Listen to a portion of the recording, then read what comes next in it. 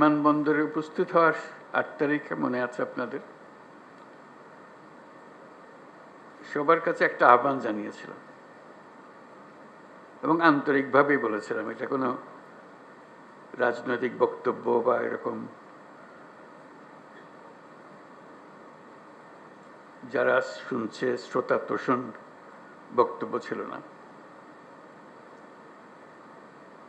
বলছিলাম যে এটা আমরা একটা পরিবার।